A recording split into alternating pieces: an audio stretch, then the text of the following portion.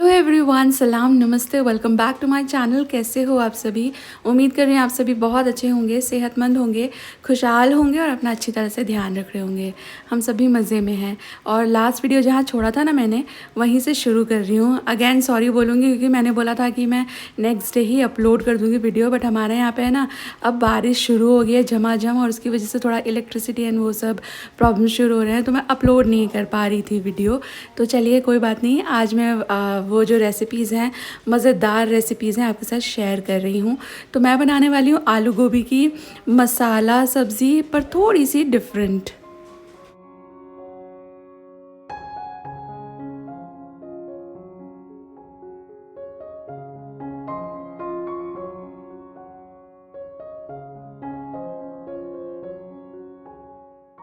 मैंने आलू गोभी को साफ़ कर लिया था और इसके बाद फिर इनको धुल लिया है, और मैं इनको ना ड्राई कर रही हूँ क्योंकि मुझे इन्हें मैरिनेट करना है। अगर इसके अंदर पानी रहेगा तो बहुत ज़्यादा मैरिनेशन चला जाएगा। बहुत ज़्यादा मुझे इसे मैरिनेट नहीं करना, एक्चुअली बेसन से मैरिनेट करूँगी, तो मुझे इसमें ना ज़्यादा बेसन नहीं डालना है, वरना फिर वो सब्ज़ी थोड़ी सी डिफ़िकल्ट हो जाएगी। हल्का हल्का करूँगी, तो इसके लिए इसको मैंने ड्राई कर लिया है। तो मैं यहाँ ऐड कर रही हूँ बेसन, बस 2 चम्मच जैसा ही मैंने बेसन ऐड किया है। ज़्यादा ऐड करने से फिर वही है, सब्ज़ी कड़ी कड़ी सी हो जाएगी, कढ़ी जो होती है। तो उसके बाद फिर मैंने यहाँ पर ऐड किए हैं ये कलर वाली मिर्चियाँ ऐड करी हैं, क्योंकि जो मसाला बनेगा उसमें रेगुलर रेड चिलीज़ जाएंगी ही, तो थोड़े बेटर कलर के लिए मैंने कश्मीरी मेरे पास तो देगी वाली है, तो देगी मिर्ची ऐड कर दी है, थोड़ा नमक ऐड कर दिया है, और थोड़ा सा ऐड किया है मैंने ऑयल। और इसके बाद फिर आलू को अलग और गोभी को अलग से मैं इस तरह रब करके रख लूँगी, क्योंकि ये दोनों ना अलग अलग पकाऊँगी मैं। वैसे तो आप इकट्ठे भी कर सकते हो, क्योंकि एक साथ लगभग बराबर ही टाइम के लिए मैं इनको कुक होने के लिए रख रही हूँ, बट क्योंकि मैं ना ये एयर फ्रायर में करने वाली हूँ, तो ये सारा एक रैक में आएगा नहीं, तो मैं 2 डिफरेंट रैक्स में इन दोनों को प्लेस करूँगी, एक में आलू एक में गोभी, इसलिए दोनों को अलग अलग मैरिनेट कर रही हूँ। तो इसमें और ज़्यादा चीज़ें मिलाने की ज़रूरत नहीं है, क्योंकि इसकी जो ग्रेवी बनेगी उसमें जाएगा ही मसाला। सिर्फ थोड़ा नमक मिर्ची थोड़ा सा उस हिसाब से मैंने इसको मैरिनेट कर लिया है। ये मुझे एक्चुअली फ्राई करने हैं, तो मैं इनको एयर फ्राई कर रही हूँ। आप चाहें तो इनको शैलो फ्राई, डीप फ्राई कर सकते हो, वो कम्प्लीटली आपकी चॉइस है।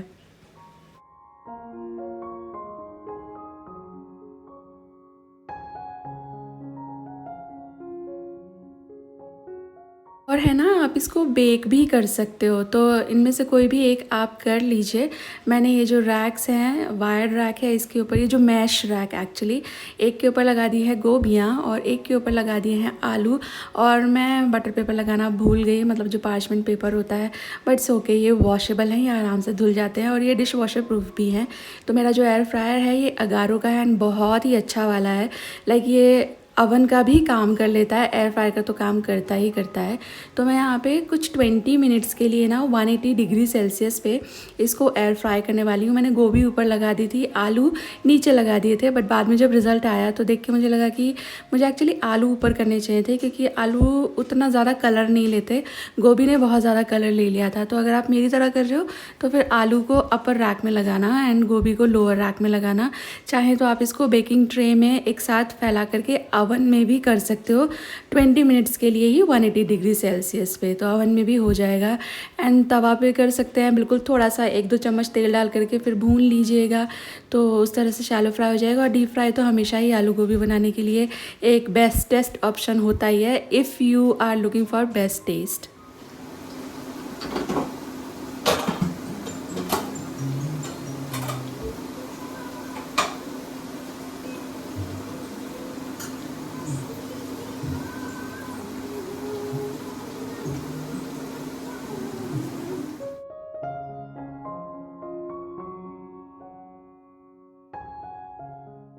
एक बहुत अच्छी टिप देती हूँ आपको। ये टिप जब आप बहुत सारा खाना बना रहे हो ना, गेस्ट वगैरह आने वाले हों, तब आपके बहुत काम आएगी। वो ये है कि आप जब डिसाइड करते हो कि मेरे को क्या क्या बनाना है, तो डेफ़िनेटली आप ये भी डिसाइड कर ही चुके होते हैं कि मुझे वो किस तरह से बनाना है।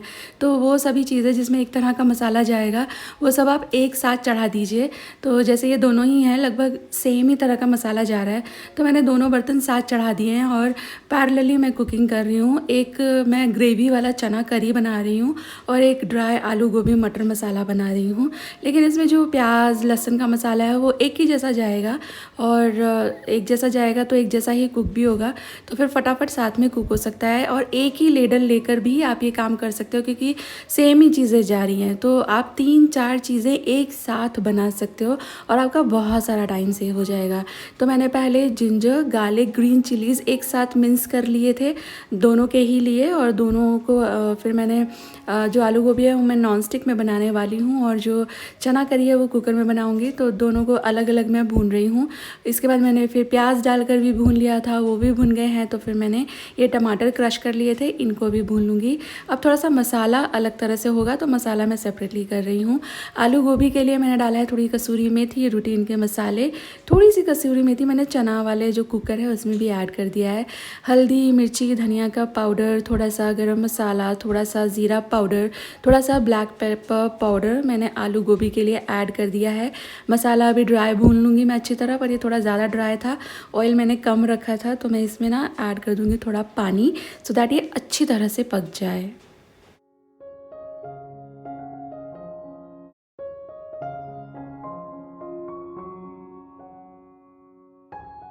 और इसके बाद जो चना की करी बन रही है, इसके लिए मैं डाल रही हूँ बिल्कुल रूटीन बेसिक मसाले, हल्दी मिर्ची धनिया का पाउडर, थोड़ा ज़्यादा करके धनिया का पाउडर, थोड़ा ब्लैक पेपर पाउडर, और इसमें आप है ना जो छोले का मसाला रहता है ना वो मिला सकते हो, उससे अच्छा टेस्ट आता है।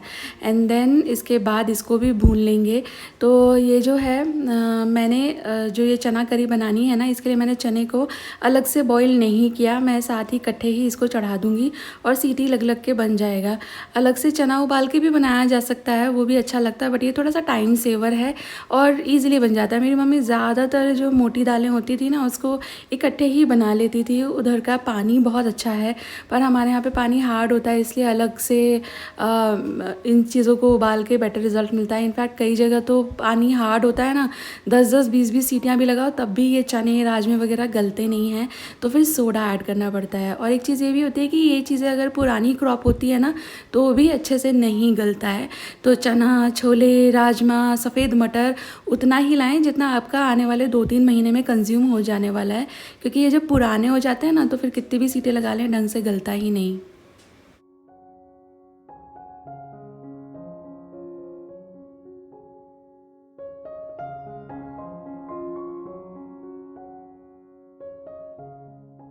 जो आलू गोभी वाला मसाला है ये अच्छी तरह से भुन चुका है। मैंने ऑयल थोड़ा कम रखा था ना, इसलिए ऑयल नहीं ऊज़ आउट हो रहा है। आप ऑयल ज़्यादा रखेंगे तो प्याज टमाटर भुनने के बाद बहुत अच्छी तरह से तेल छोड़ देंगे।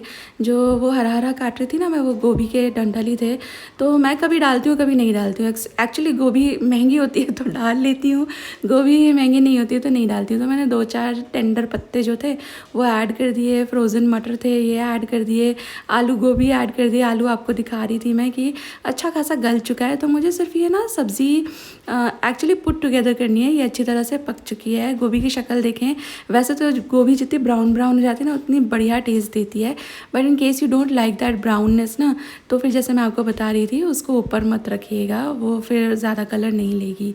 मैंने थोड़ा सा पानी का छींटे मारा और मुझे ये था कि मुझे बस ये 2-4 मिनट ही पकानी है, तो इतना पानी विल बी इनफ। लेकिन मैं भूल गई थी कि इसमें तो बेसन है, तो वो सारा पानी बेसन ने एब्जॉर्ब कर लिया। तो आई वाज लाइक कि मुझे थोड़ा मिलाना तो पड़ेगा, बट उससे पहले मैं इसको अच्छी तरह मिला देती हूँ, वरना जहाँ पानी गिरेगा उधर का जो बेसन अमाउंट है ना वो उसको अब्जॉर्ब कर लेगा। तो अच्छी तरह नमक वगैरह डाल करके मैंने इसे मिक्स कर दिया और फिर 2-1 टेबल स्पून पानी और ऐड कर दिया है। एंड इसे मैं 5-7 मिनट या जब तक इसमें से तेल छूट जाए पकाऊंगी।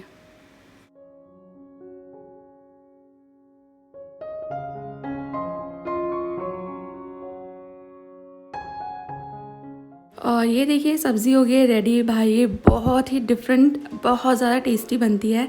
आपको आलू गोभी पसंद आती हो तो ये आप एक बार से ज़रूर से ट्राई करना, या आप कोई गेस्ट मेन्यू प्लान कर रहे हो ना तो उसमें भी ये रख सकते हो। ये इतनी ज़्यादा मज़ेदार बनती है, बहुत ऐसा लगता है कितनी स्पेशल करके आपने ये बनाई हो। तो आलू गोभी मटर हो गया है मेरा रेडी। साथ में जो चने थे इसको भी मैंने कई सारी सीटियाँ लगा दी थी, ये श्योर करने के लिए कि जो मेरे चने हैं वो अच्छी तरह से पक गए होंगे ये। और इसमें है ना, फिर जब प्रेशर निकल गया था कुकर का तब मैंने ढक्कन खोला है, तो मैं यही सोची थी एक बार चेक कर लूँ, पक जाना चाहिए। पर ये अच्छी तरह से पक चुके थे। दिखा दूँ आपको, मैं जब आपको बता रही थी ना कि ये जो मोटी दालें होती हैं ना, ये बस उतना ही मंगाएं जितना आपका मैक्सिमम 3 महीने में ख़त्म हो जाए, तो ये बेटर रिज़ल्ट देते हैं, बेटर टेस्ट भी रहता है, कीड़े वीड़े भी नहीं आते। थोड़ा मंगाएंगे उतना ही जितना ज़रूरी है, तो वेस्टेज से भी बच जाते हैं।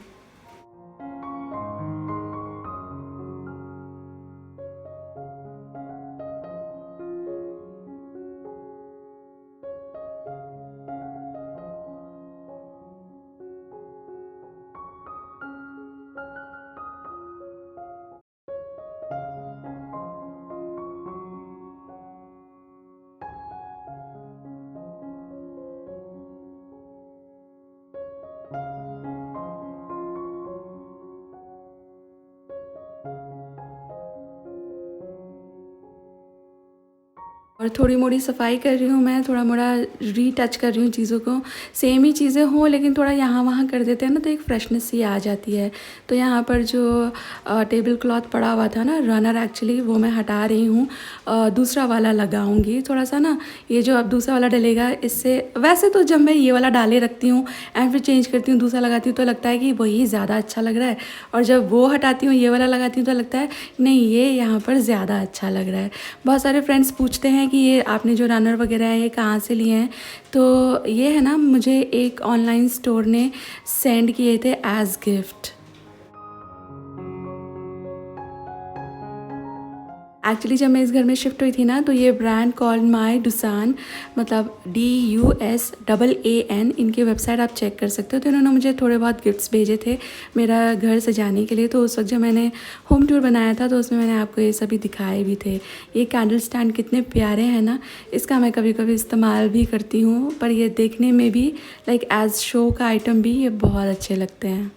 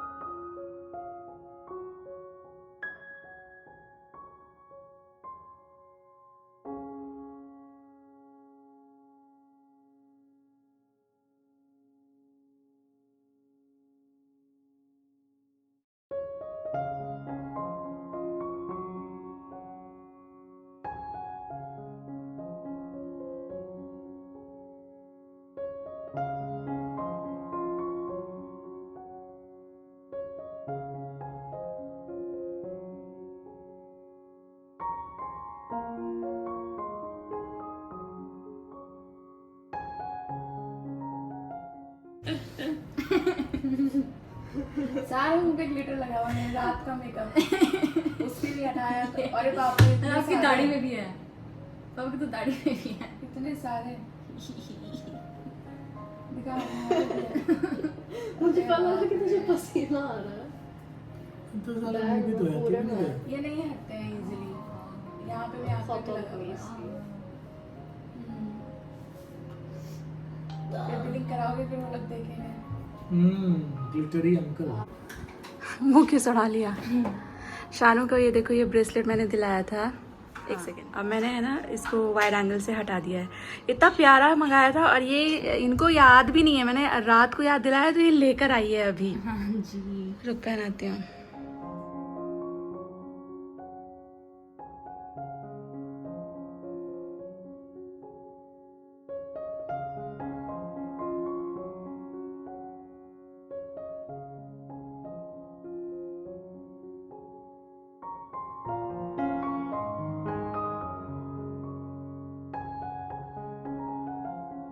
एंड शानू थोड़ा इधर आओ।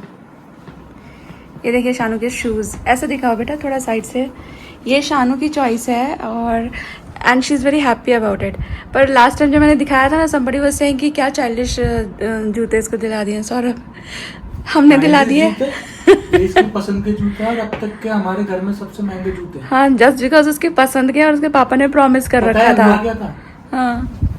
ये इसने मना कर दिया था कि नहीं नहीं पापा मुझे नहीं लेने। मे भी शायद इसने एमआरपी देख ली होगी या क्या रीजन था, बट शायद इसने मना कर दिया। फिर भी मैं इसको बाहर से खींच के लेके आया, नहीं तू चल चल चल बेटा, वहाँ पे डिस्काउंट है, डिस्काउंट मिलेगा, चल चलते हैं। मेरे को भी एमआरपी नहीं पता थी। हाँ। फिर बिलिंग काउंटर पे जाके पता चला कि ये फ्रेश अराइवल है और फ्रेश अराइवल पे कोई डिस्काउंट नहीं है। और वो कृति सनन कलेक्शन का भी था।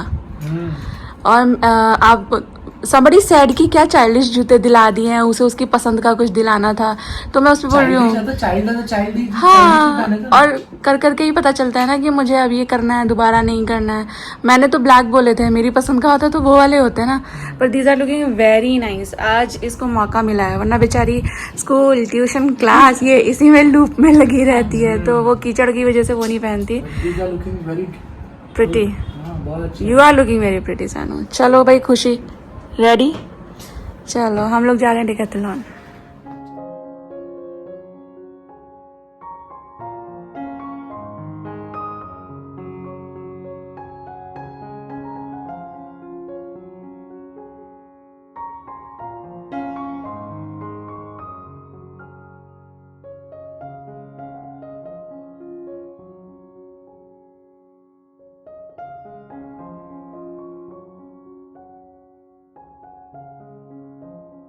हम लोग डीकैथलॉन गए थे और मैंने मेरी लाइफ का पहला स्विम सूट यहाँ से ख़रीदा। एक्चुअली मैंने आपको आगे फिर दिखाया भी नहीं मैं क्या क्या लेकर आई हूँ, नेक्स्ट वीडियो में दिखा दूँगी। इसके बाद मैंने मतलब कुछ रिकॉर्ड भी ज़्यादा किया नहीं, मुझे याद भी नहीं रहा कि मैं जो चीज़ें लेकर आई हूँ वो दिखा दूँ आपको, वो रखे हुए हैं, तो नेक्स्ट वीडियो में मैं आपको दिखा दूँगी। तो मेरा लाइफ का पहला मोनोकिनी था ये स्विम सूट मैंने ख़रीदा। क्यों ख़रीदा वो मैं आपको थोड़े टाइम बाद बताऊँगी, जब होगी चीज़ें तब आपको बताऊंगी, क्योंकि पहले से बता दो और फिर ना हो ना तो बेकार मजाक सी हो जाती है। जब हो रही है चीज़ें तभी बताएं तो फिर अच्छा भी लगता है बताने में। इसके बाद मैं घर आ गई थी। एक्चुअली हम लोगों ने दोपहर में खाना खाया था, उसके बाद सफाई नहीं की थी, हम लोग सीधे चले गए थे डिकैथलॉन्स, और उसके बाद आ कर के फिर मैंने यहाँ पे क्लीनिंग करी है। इसके बाद मुझे शाम को जाना है मंदिर भी, और हमारा जो एसी है बेडरूम का वो ठीक से काम नहीं कर रहा था। एसी वाले भैया को मैंने बोला था, तो 2 दिन बाद इनका भी टाइम आज ही आने का लगा। एंड आई वाज लाइक कि चलो यार अच्छा है ये आज ही आ गए, क्योंकि हस्बैंड घर पे हैं, वो थोड़ा ज़्यादा टेक्निकल चीज़ें समझते हैं। तो ऐसा इसमें कोई प्रॉब्लम नहीं थी। हस्बैंड को तो लग रहा था कि गैस का इशू ना हो गया हो, ये बिल्कुल अच्छे से कूलिंग नहीं कर रहा है, बट सफाई ही करनी थी। वैसे तो मैट्स आपने देखा ही है, शर्मा जी करते ही रहते हैं इसके फ़िल्टर्स क्लीन हर वक्त, बट पता नहीं है भैया ने थोड़ी और अच्छी तरह से अंदर से सफाई कर दी, तो जो एसी था वो वापस से ठीक हो गया।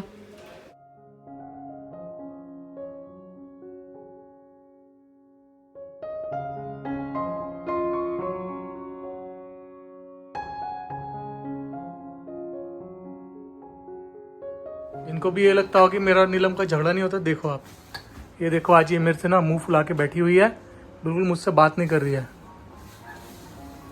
देख रहे हो? बात मत करो, मैं पूजा का काम कर रही हूँ। हाँ मुझे पता है, हाँ मुझे पता है।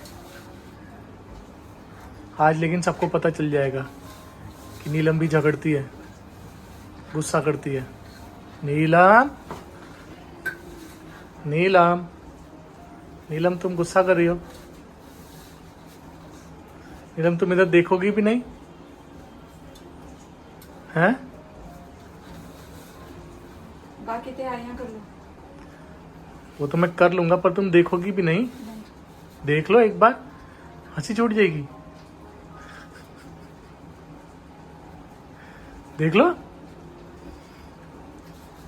अरे बहुत नाराज है भैया आज, बहुत नाराज है।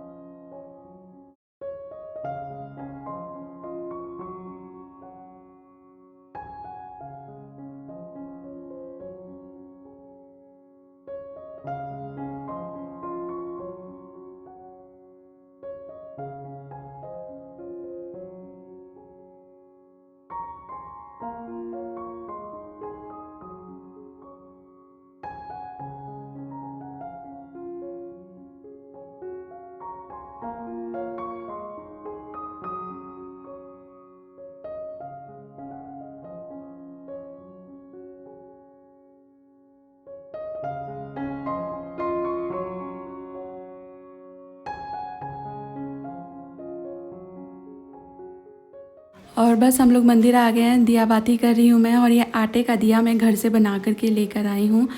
ये आदत मैंने शुरू की है, मैं बस कोशिश कर रही हूँ कि भगवान जी मेरी हिम्मत बनाए रखना। वैसे तो कोई बड़ा काम नहीं है, पर पता नहीं क्यों उस वक्त है ना कुछ ऐसा हो जाएगा कि दिमाग से स्लिप हो जाती हैं चीज़ें। पर आई एम ट्राइंग कि मैं ये करती रहूँ, करती रह पाऊँ। तो यहाँ पर मैंने दिया बाती कर लिया है, हस्बैंड उधर पूजा कर रहे हैं और उसके बाद फिर हम लोग आ गए थे घर। तो हस्बैंड ने बच्चे लोगों के लिए एक छोटा सा सरप्राइज़ गिफ्ट मंगाया था। इसके बाद खैर लंच वंच सब कुछ हुआ था, मम्मी पापा भी आए थे। हम लोगों ने काफ़ी देर तक बातें, लंच बोला मैंने, आई एम सॉरी डिनर बोलना चाहती थी। तो मम्मी पापा आए थे, बातें बातें की, खाना वाना खाने के बाद हम लोग फ्री हो गए। तो अभी फिर हस्बैंड को ये था कि अरे फिर छूट जाएगा नेक्स्ट डे, फिर अलग अलग फिर काम आ जाता है तो ये मैं कर ही देता हूँ। तो ये जो गेम होता है ना डार्ट वाला, ये उन्होंने उनके लिए मंगाया था। दे ऑल वर लाइक कि कहाँ लगाएं इसको, कहाँ लगाएं। तो फिर बच्चों ने कहा कि आप दरवाजे के पीछे लगा दो। तो उन्होंने यहाँ पे कील डाल दी है और बच्चे लोग खेलते हैं तो टांग देते हैं, बाकी वक्त वो लोग उसे उतार के रख देते हैं कि बेकार में दरवाज़ा खुलने बंद होने से धम धम आवाज़ें आती है ना, तो अच्छा नहीं लगता। अभी सावन लग गया है ना, तो इसका मतलब है कि फ़ेस्टिवल सीज़न बस शुरू ही होने वाला है। तो आए दिन हमारे यहाँ भोग में खीर बनती है। तो मैं है ना खीर, जब से मैंने जाना है कि गोविंदो भोग राइस का अच्छा खीर बनता है, तब से मैं ये जो सीज़न होता है ना फेस्टिवल सीज़न, उसमें जितने भी खीर बनती है तो इसी राइस से बनाती हूँ। बट ये बड़ा महंगा आता है यार, हमारे लोकल तो एरिया में कहीं मिलता नहीं है। अमेज़ॉन से मंगाती हूँ मैं, पर बहुत महंगा आता है। तो मैं लेकिन ढूंढ रही थी अमेज़ॉन पे अच्छा गोविंदो भोग, तो मुझे वहाँ पे इंडिया गेट का मिल गया। लाइक ये पहली बार मैंने वहाँ पे देखा एंड कंपैरेटिवली इसका प्राइस कम भी था। पर ये ना ऐसा था, मतलब 2 आपको मिनिमम क्वांटिटी मंगाने ही पड़ेंगे। तो मैंने ये मंगा लिया। तो अभी 1-2 बार खिचड़ी बनाऊँगी, इसकी खिचड़ी भी अच्छी लगती है। एंड एक पैकेट तो मैं उठाकर रख ही दूँगी अनटच्ड, आने वाले फेस्टिव सीज़न में खीर बनाने के लिए। और इसके साथ आगे वीडियो के एंड पर वीडियो अच्छी लगी तो लाइक कर देना, चैनल पर नए हो सब्सक्राइब नहीं किया तो प्लीज़ जाते जाते सब्सक्राइब कर लें। Thank you for watching guys, take care, bye bye.